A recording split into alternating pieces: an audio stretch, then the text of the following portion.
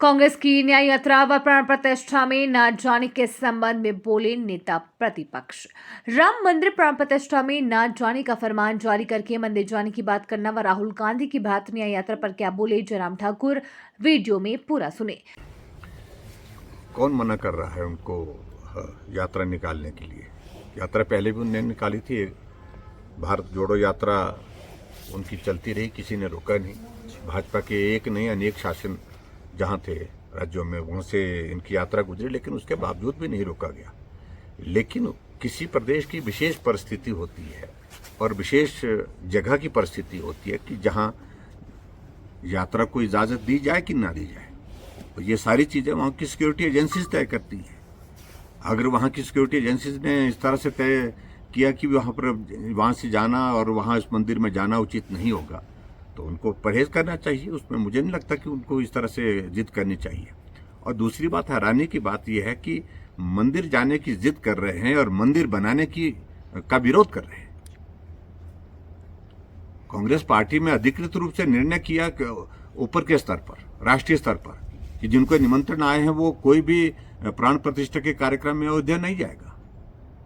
और एक तरफ मंदिर जाने की बात हास्यास्पद परिस्थिति है, कोई भी तारतम्य नहीं है इनका आपस में सारी चीज को लेकर के। लेकिन इतना मैं जरूर कहना चाहता हूं कि लोकतांत्रिक व्यवस्था के अनुसार उनको अधिकार जाने का है, लेकिन वहां जाएं जहां वहां पर प्रशासन वहां पर इजाजत देता है।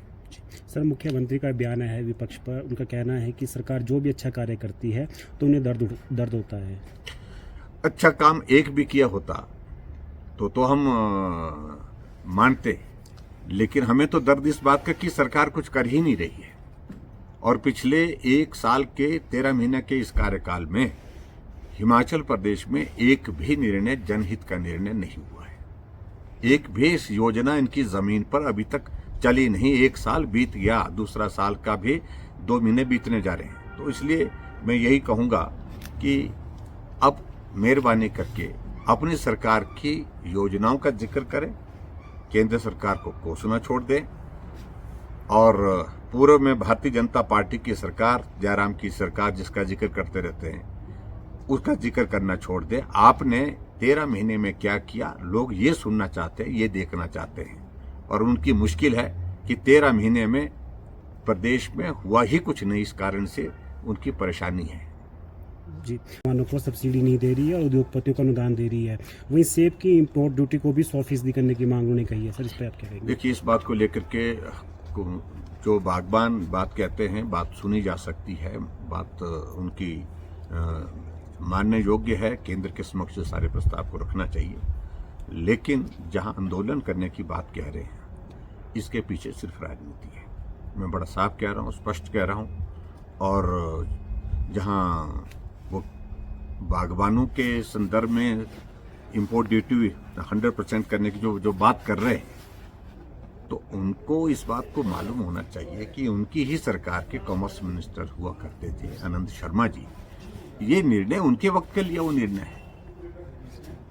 जी सर, मुख्यमंत्री का एक बयान हो रहा है, वो कह रहे हैं राम के नाम पर राजनीति जो है एक विशेष पार्टी नहीं कर सकती है। इस पर आप क्या कहेंगे? राजनीति तो हम नहीं कर रहे हैं, राजनीति तो आप ही कर रहे हैं। तो आपने ही कहा था कि हिमाचल प्रदेश ऐसे प्रदेश में मैं जीत करके आया हूं जहां 97% हिंदू है और हिंदुओं की पार्टी को मैं चुनाव हरा करके आया हूं। और अब जाकर के जब प्राण प्रतिष्ठा का कार्यक्रम वहां पर अयोध्या में होने जा रहा था, तो आपने भी दीपमाला की। अभी आस्था कैसे जाग गई, आपकी श्रद्धा क्यों कैसे बढ़ गई? आप अब मंदिर जाकर के भगवान जी को प्रणाम करने लग पड़े। जब आप कह रहे थे कि हिंदुओं को मैं हरा करके आया हूं, तो अपनी ही बातों को थोड़ा सा सोच लें, उन्होंने बोला क्या है और उनकी सोच प्रदर्शित होती है।